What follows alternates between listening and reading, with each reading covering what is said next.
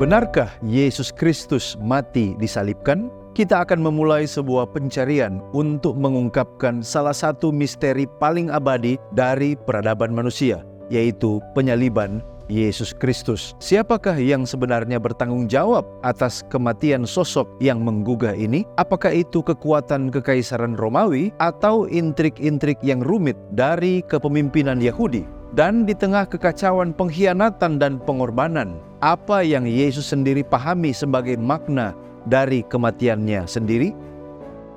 Kita akan merambah ke dalam catatan sejarah, mencari tidak hanya jawaban tetapi juga kebijaksanaan. Adakah jejak sejarah di luar Alkitab yang memperkuat eksekusi Yesus Kristus? Mari kita gali bersama.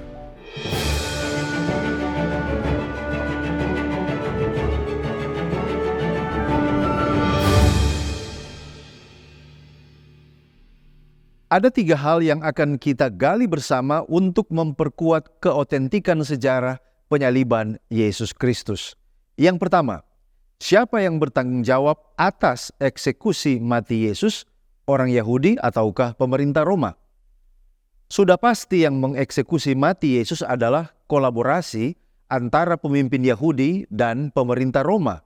Tetapi yang menjadi banyak pertanyaan kritikus adalah mengapa pemerintah Roma mau mengeksekusi Yesus Kristus? Yesus Kristus dieksekusi sebagai pemberontak. Dan bukti-bukti yang ada menunjukkan kesimpulan bahwa Yesus dieksekusi oleh orang Romawi karena dituduh melakukan penghasutan, pemberontakan terhadap pemerintah. Ada beberapa argumen. Yang pertama, dia disalibkan sebagai raja orang Yahudi. Ini adalah sebuah titulus atau gelar yang ada di kayu salib yang menyatakan bahwa hal ini bersifat historis.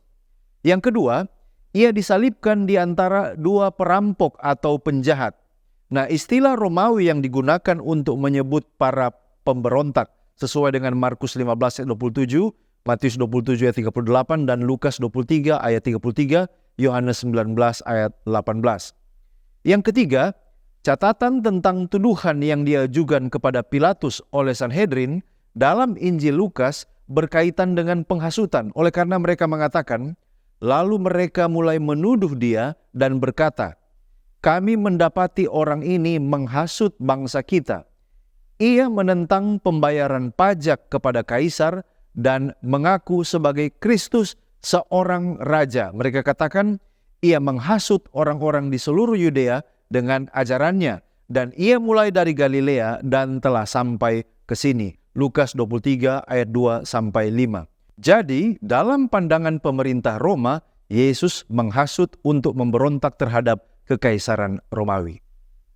Pertanyaan yang kedua yang akan kita tanyakan adalah bagaimana Yesus melihat manfaat dari kematiannya sendiri.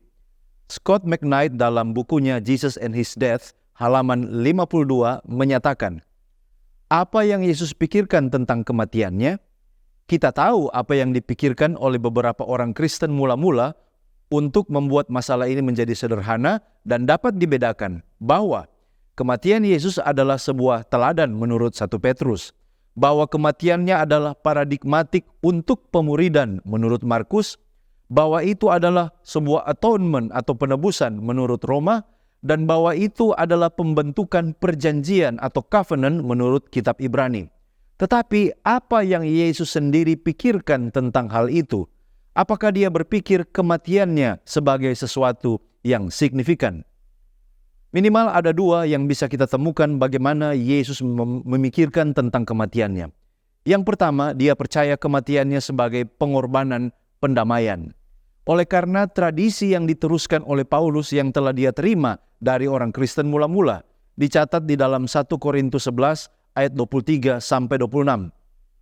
Sebab apa yang telah kuteruskan kepadamu telah aku terima dari Tuhan, yaitu bahwa Tuhan Yesus pada malam waktu ia diserahkan mengambil roti dan sesudah itu ia mengucap syukur atasnya.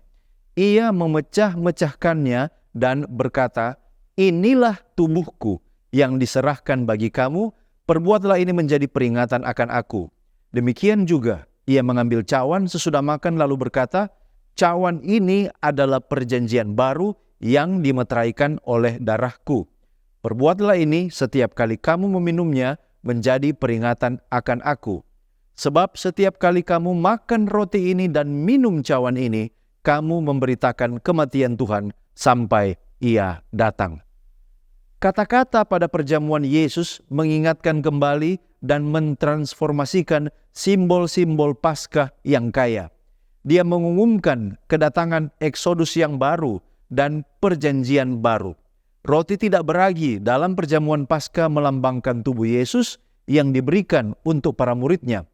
Implikasinya adalah bahwa dia adalah anak domba Paskah yang baru itu, sesuai dengan 1 Korintus 5 ayatnya yang ke-7. Anggur Paskah melambangkan darah perjanjian yang baru. Perkataan Yesus dalam Markus 14 ayat 24, "Inilah darahku, darah perjanjian," sebenarnya menggemakan Keluaran 24 ayat 8, di mana Musa memercikan darah kurban ke atas umat dan berkata, "Inilah darah perjanjian yang diadakan Tuhan dengan kamu." Kata-kata Ekaristi Yesus pada perjamuan terakhir menunjukkan bahwa Ia memandang kematiannya sebagai sebuah pengorbanan pendamaian yang membawa umatnya ke dalam sebuah hubungan perjanjian yang baru dengan Allah. Yang kedua adalah sebagai tebusan. Setelah memanggil murid-muridnya untuk hidup sebagai hamba, sesuai dengan Markus 10 ayat 42-44, Yesus menyimpulkan, karena Anak Manusia pun datang bukan untuk dilayani, melainkan untuk melayani dan untuk memberikan nyawanya menjadi tebusan bagi banyak orang. Markus 10 ayat 45.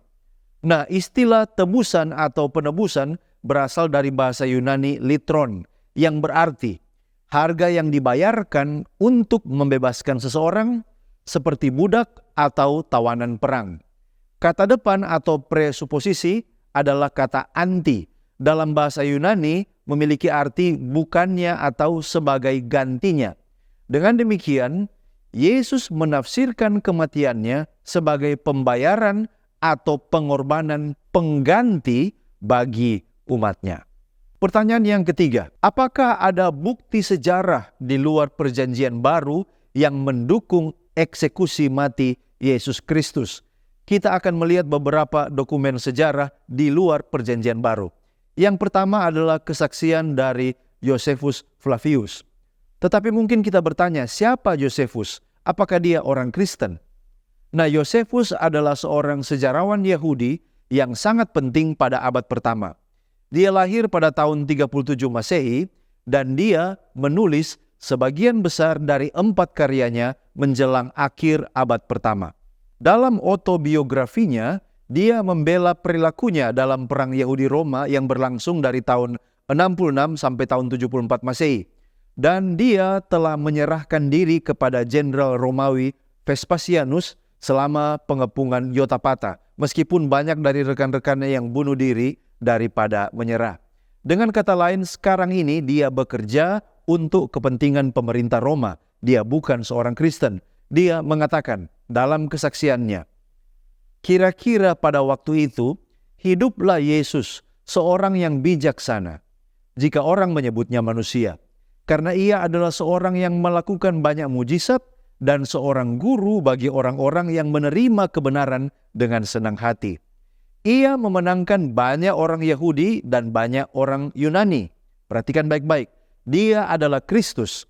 Ketika Pilatus setelah mendengar dia dituduh oleh orang-orang yang memiliki kedudukan tertinggi di antara kita, telah menjatuhkan hukuman penyaliban kepadanya, mereka yang sejak awal mengasihinya tidak melepaskan kasihnya kepadanya.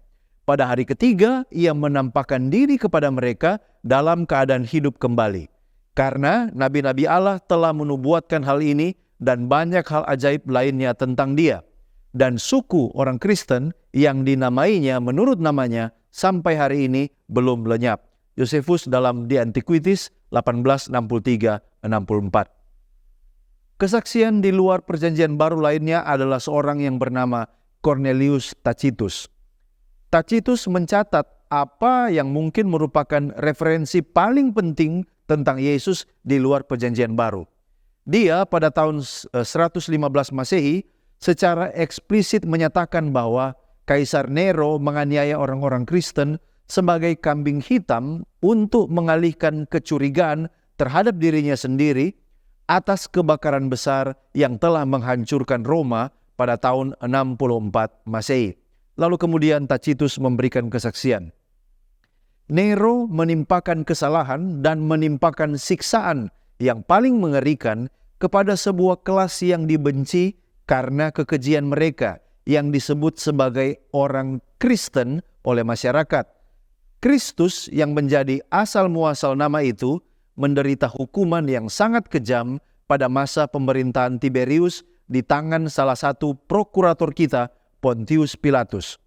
Dan tahyul yang sangat jahat yang kemudian diperiksa untuk saat ini sekali lagi merebak bukan hanya di Yudea, sumber pertama dari kejahatan, tetapi juga di Roma.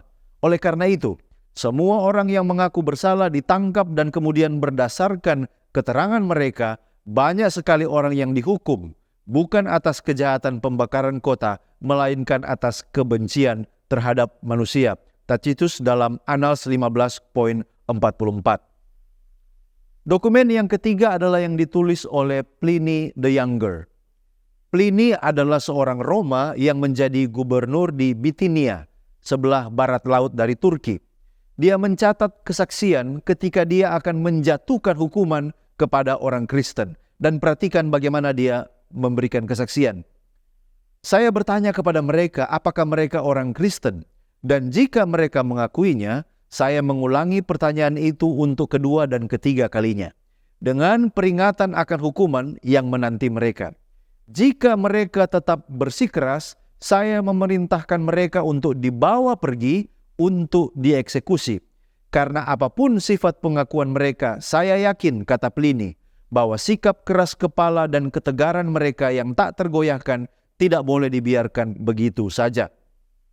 Mereka juga menyatakan bahwa jumlah total kesalahan atau kesalahan mereka tidak lebih dari ini, yaitu mereka telah bertemu secara teratur sebelum fajar pada hari yang telah ditentukan untuk melantunkan ayat-ayat secara bergantian di antara mereka sendiri untuk menghormati Kristus seolah-olah kepada Tuhan dan juga untuk mengikat diri mereka sendiri dengan sumpah bukan untuk tujuan kriminal apapun tetapi untuk menjauhkan diri dari pencurian, perampokan, dan perzinahan. Pliny the Younger dalam letter 10/96. Profesor Edwin Yamauchi dalam wawancara oleh Lee Strobel dalam buku The Case for Christ menyatakan betapa pentingnya dokumen ini. Yamauchi mengatakan ini sangat penting. Mungkin ditulis sekitar tahun 111 Masehi. Dan ini membuktikan bahwa penyebaran agama Kristen yang cepat, baik di kota maupun di daerah pedesaan, di antara setiap kelas orang, baik itu budak maupun wanita, serta warga negara Romawi. Karena ia juga mengatakan bahwa ia mengirim orang Kristen yang merupakan warga negara Romawi ke Roma untuk diadili. Dan ini juga berbicara tentang penyembahan kepada Yesus sebagai Tuhan, bahwa orang Kristen mempertahankan standar etika yang tinggi, dan bahwa mereka tidak mudah terombang-ambing dari keyakinan mereka. Dokumen yang keempat adalah yang ditulis oleh seorang yang namanya Talus. Dia adalah sejarawan Roma yang menulis pada tahun 52 Masehi. Kemudian tulisannya dikutip oleh Julius Africanus pada tahun 221 Masehi. Nah, Talus mencatat tentang peristiwa kegelapan yang terjadi pada waktu penyaliban Yesus Kristus. Tetapi dia memahami hal ini sebagai gerhana matahari besar. Mari kita lihat bagaimana. Fenomena ini dikatakan jelas terlihat di Roma, Athena, dan kota-kota Mediterania lainnya. Menurut Tertullianus, ini adalah sebuah kosmik atau peristiwa dunia. Phlegon, seorang penulis Yunani dari Karia yang menulis kronologis segera setelah tahun 137 Masehi, melaporkan bahwa pada tahun keempat Olimpiad ke-202 atau 33 Masehi, terjadi gerhana matahari terbesar dan bahwa hari menjadi malam pada jam ke-6 siang hari, yaitu tengah hari. Sehingga bintang-bintang pun muncul di langit. Terjadi gempa bumi yang dahsyat di Bitinia dan banyak hal yang terbalik di Nisea. Menurut Paul Maier, dikutip dari kesimpulannya. Jadi di sini kita lihat, sekiranya kita menggunakan sumber-sumber di luar perjanjian baru, gambaran apa yang akan kita temukan tentang sosok Yesus Kristus itu?